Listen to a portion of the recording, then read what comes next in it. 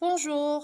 So I want to help you look through this grammar reference sheet and talk a little bit about the different grammar topics. This first section has some of the topics from French too. So your object pronouns and the passé composé imparfait. So these links will automatically open and download the different reference sheets. So for example, the object pronouns. So this is your overall look at all of the different object pronouns.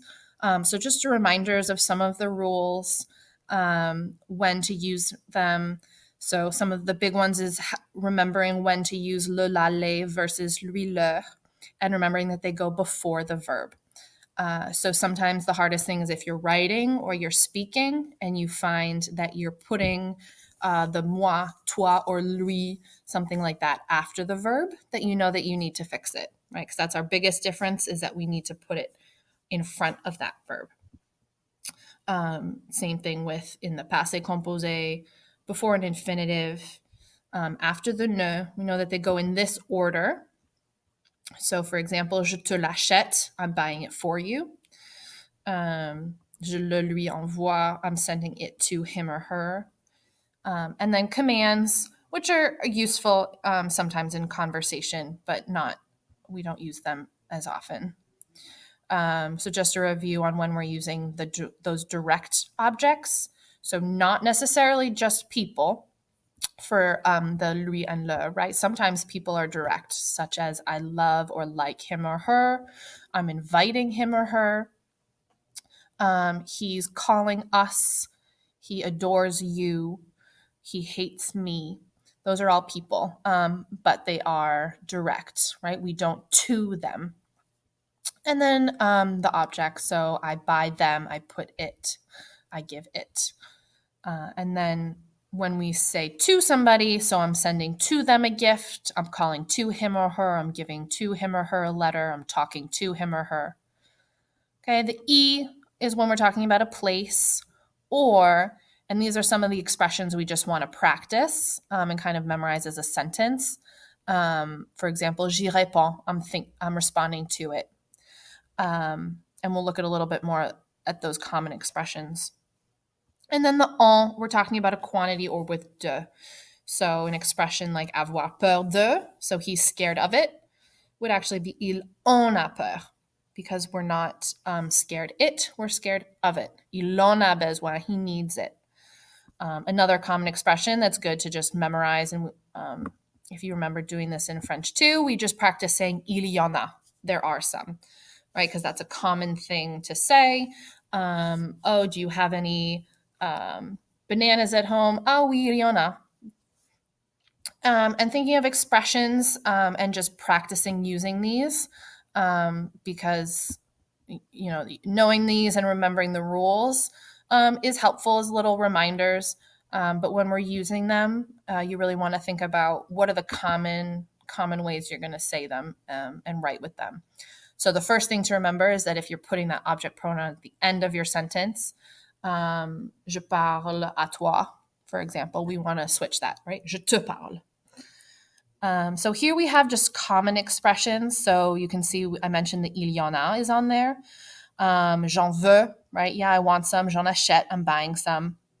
So just kind of practicing and memorizing these, and this is like what we did in class the other day when I had you write a dialogue, just to practice using these all together. Good. So the difference between some of those examples with using le, la, les versus using lui and leur. And then some of these are another good one to really just memorize, like j'y pense, right? Or je m'y intéresse. Those are common ones that you might want to think about using as a full sentence. So I'm thinking about it. Oui, j'y pense. Do you think you're going to come with us to the movies this weekend? Ah oui, j'y pense, mais j'ai pas encore décidé. Are you interested in taking this class with me? Oui, oui, je m'y intéresse. I'm interested in it.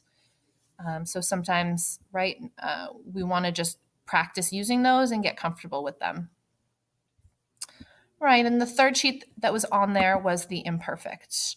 So like I also mentioned, now that you've kind of been using the passé composé and imperfect for a little while, it really does depend on context. And sometimes it just depends on what you want to say. So even though we did learn, and there are these general times when you want to use the passé composé or the imperfect, it does often really depend on the context.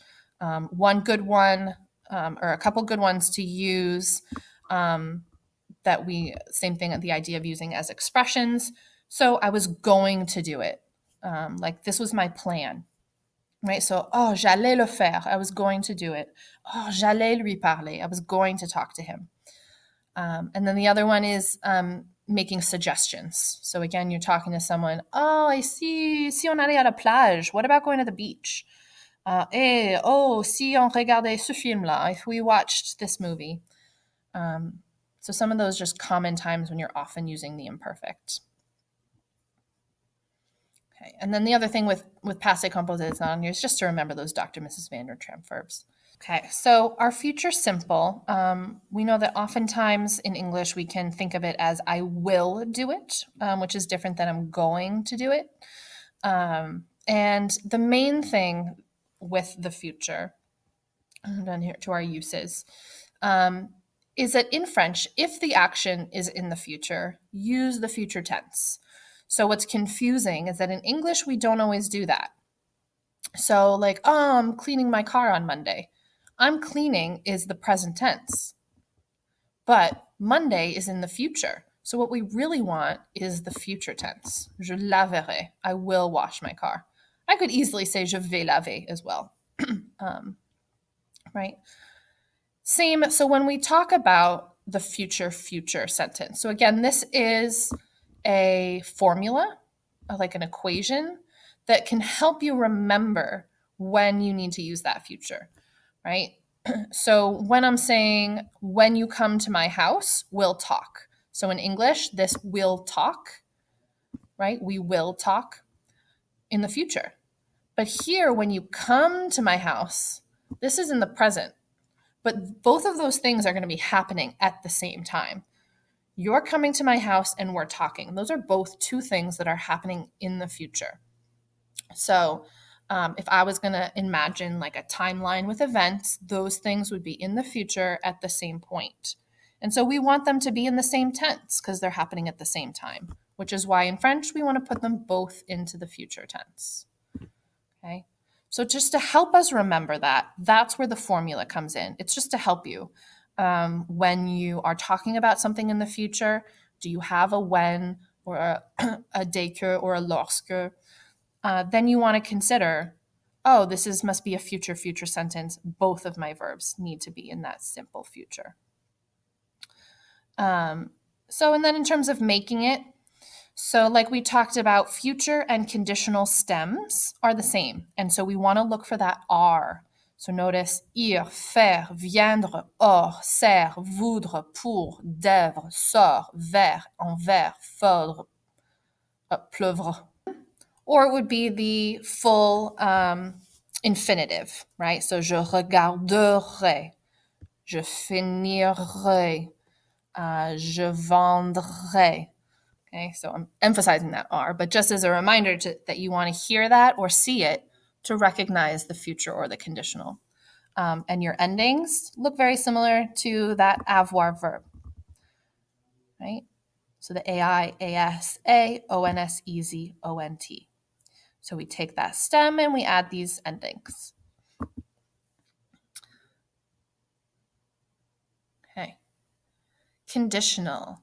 So what's confusing with a lot of these is that they're so similar. So now we have the conditional, which has the same stem as the future and the same ending as imperfect. And so the other thing that's challenging is if we notice the difference between future and conditional is just this letter S for the je form, for example. And the new, it's just this I. Right? So they have very different connotations, right? I will go versus I would go. But these are the kind of little spellings and little letters that are more important than others because they do really change the meaning of that verb. So you want to try to remember, if you're using that conditional, make sure you have that full ending, the AIS. right? But again, we want to listen or see that R. Okay, the stems end with R, the same ones as the future. And this is also, we often are seeing, like in C phrases, the conditional and the imperfect together, and they also share endings. So how do we tell them apart? It is that letter R that makes the conditional stand out. Okay, so when do we use it?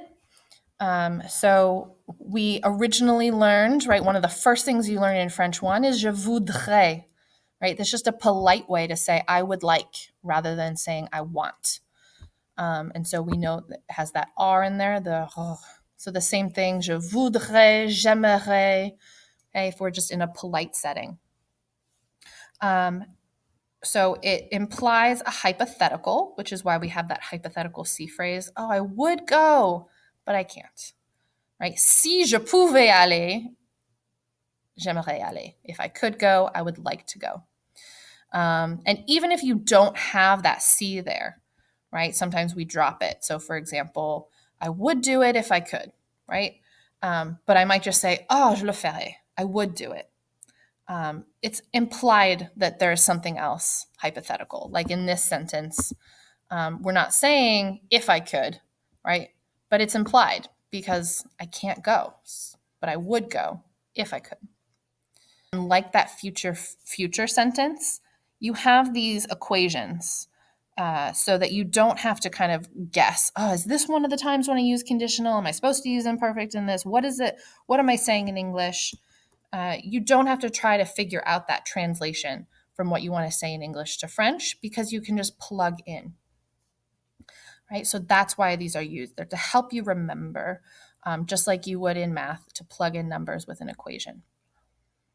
So we want to remember that C is always followed by the present or the imperfect, right? So if you have something else after the C, then you need to fix something.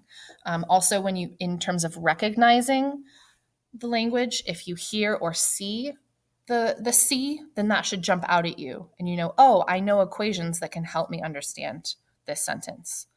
So in a reminder that R makes the difference right? So we don't want to hear that R after the C. So si je regarderais, right? I hear that R right after the C. I know that there's something wrong. Right, so our C present. So this is talking about, obviously, the present tense, things happening now. So it could just be general fact, just a statement about things in general. But it is a fact, it is true, that if it's cold, I wear a hat. S'il fait froid, je porte un chapeau. I am not making any judgment on the fact that it is cold or not right now or will be in the future. It's just whenever there is a time that it's cold out, I wear a hat. Present conjugation, both clauses. C present future. Now I'm making a statement, again, a fact, but it's about something that will actually happen.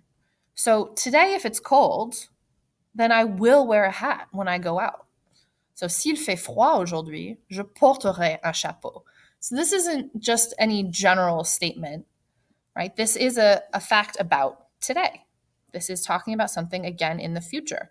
And one thing that we'll review a lot with these tenses in French is that it is pretty clear in that something that happens now is in the present tense. If it's happening later in the future, it's in the future, right? And so what's complicated is that we don't always do that in English. And then our C present imperative is pretty obvious. It's whenever you are making a command, so telling somebody else or a group what to do. So if it's cold, wear a hat. So you're not talking about anything that you personally are doing. Okay, so the second situation would be if you have C plus an imperfect. Now, these are hypothetical statements. So whereas C plus present is kind of facts or things that are happening, we know that being cold equals I'm wearing a hat today. Hypothetical is that it's something that may or may not ever be true. So in this example, s'il avait des vacances, il irait à Paris. If he had vacation, he would go to Paris. But maybe he's somebody who works every single day. He never has vacation. He's not able to ever go. So going to Paris isn't even an option. It may never, ever be a possibility. So this is why it's hypothetical. Sure, maybe one day he will, and then he will go to Paris, but that's irrelevant to this statement, right? So once we have C plus imperfect, now we're not talking about truth or fact, and it's all based on a condition, right? That's why we call it the conditional. The condition is that he needs more vacation, and then he would go to Paris. So, and that does, if you think, if he had, he would, right? So that's having that conditional with the he would does translate easily from English to French. But in terms of recognizing which one's imperfect, which one's conditional, that can still cause a lot of mistakes. And so we've talked about with this equation, if we see the C, whatever directly comes after the C should not have that R in it. We want it to be the imperfect. Allez, avez, faisez, venez, était. Okay, the second clause, the other clause, should have an R, and that's your conditional. Irai, ferai, saurai, viendrai, okay, regarderai. So that R does not come directly after the C. Okay, and so that's our most common one, just because making those hypothetical statements we want to use a lot in our writing to talk about possibilities. And so we're going to stop there, and we will continue with relative pronouns at another time. Merci.